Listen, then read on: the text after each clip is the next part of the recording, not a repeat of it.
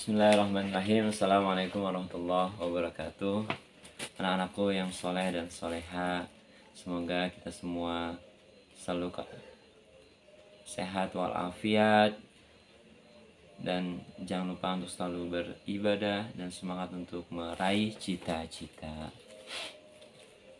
Sebelum belajar, jangan lupa kalian berdoa. Dan setelah berdoa, jangan lupa untuk mengisi absen melalui link yang sudah Bapak kirimkan. Selanjutnya, Bapak akan bahas atau melanjutkan pelajaran yang kedua.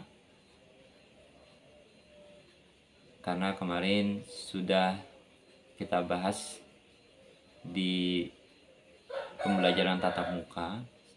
Sekarang Bapak lanjutkan kembali melalui pembelajaran daring, yang dimana kemarin kita membahas tentang surah Al-Qari'ah. Kemarin juga sudah kalian tulis, sudah kalian baca. Sekarang Bapak akan menjelaskan makna atau arti dari surah Al-Qari'ah. Mohon disimak dan dipahami anak-anak.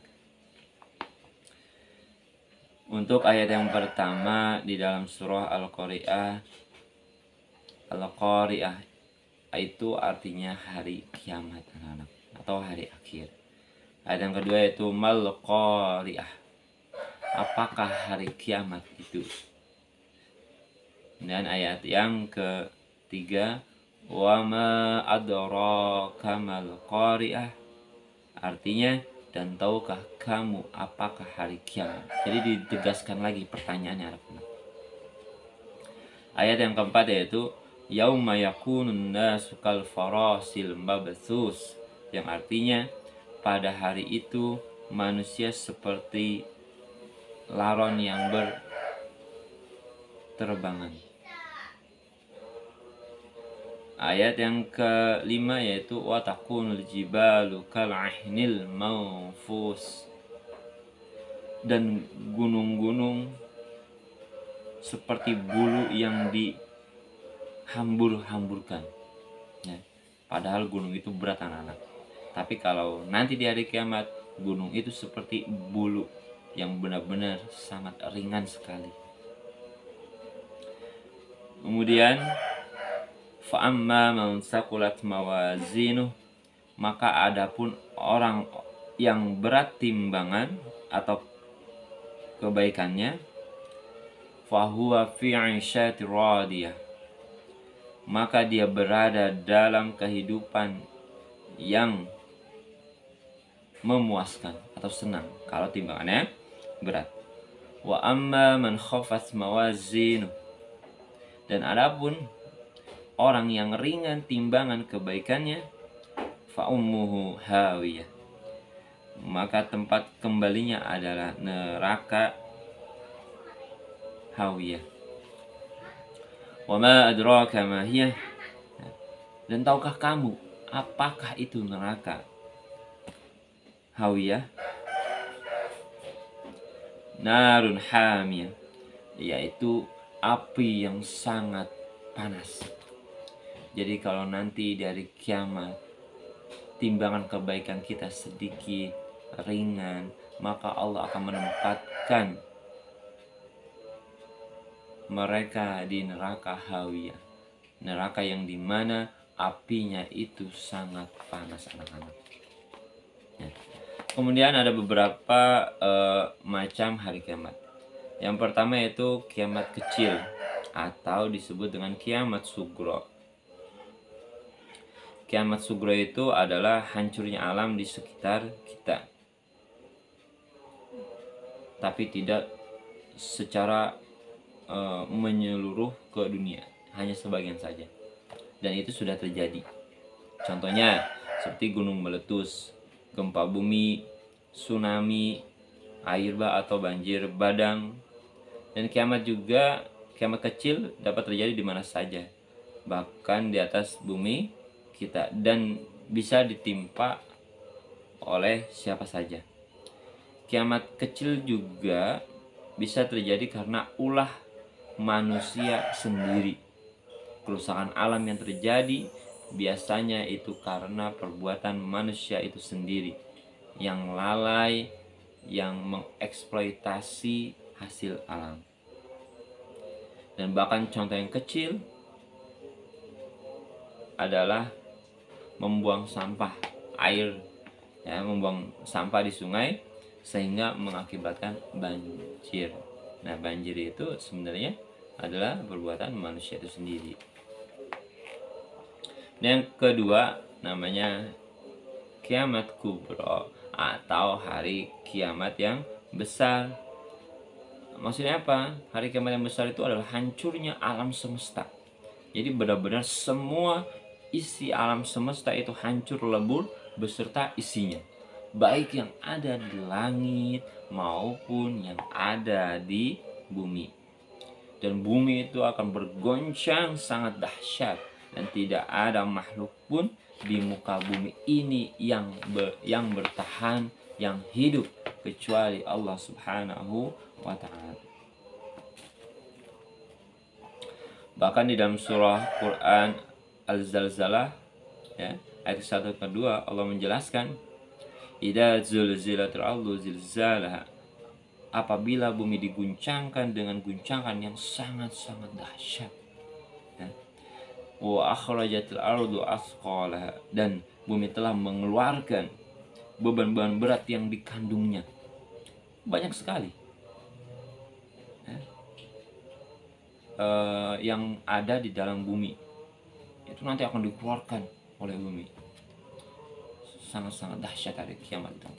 Oleh karena itu jangan lupa kita banyak ibadah, ya, sholat yang rajin, ya, agar timbangan kebaikan kita berat.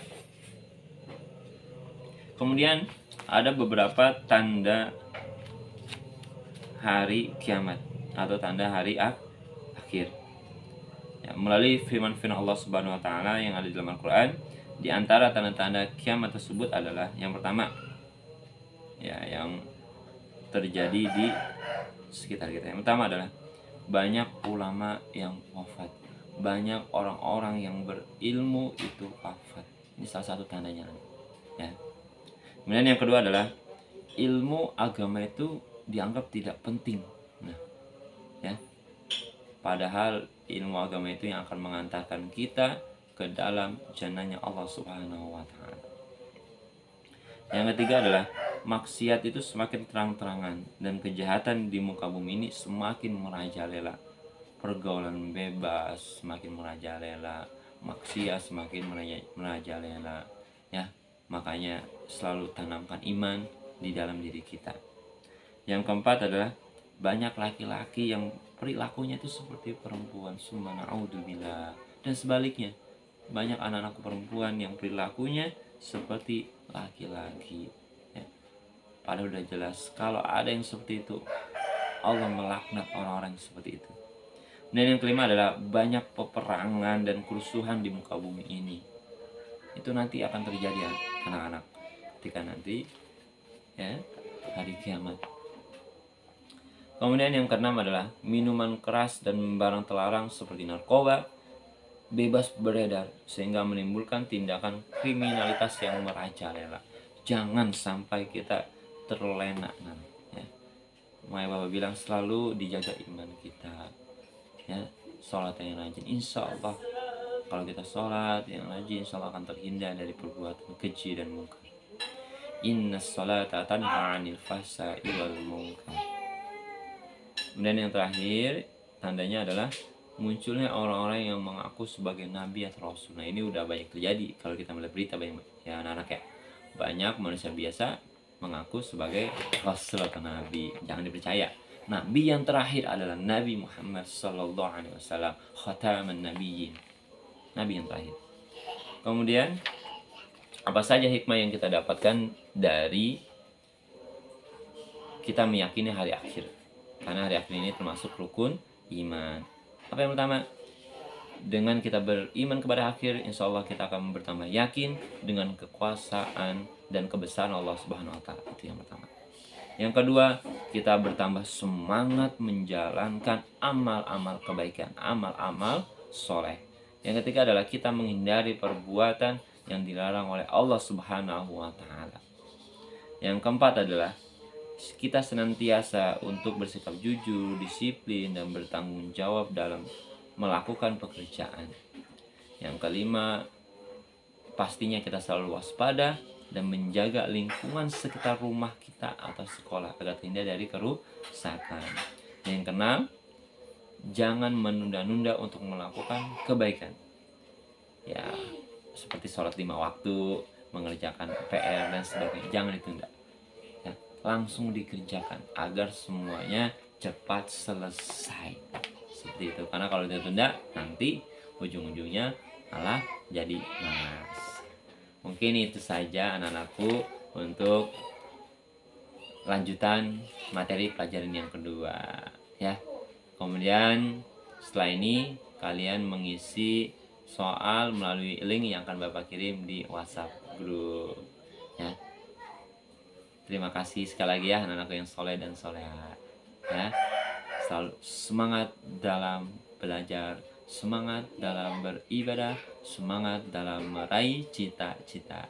Kurang lebihnya Bapak mohon maaf. Akhirul kalam. Assalamualaikum warahmatullahi wabarakatuh.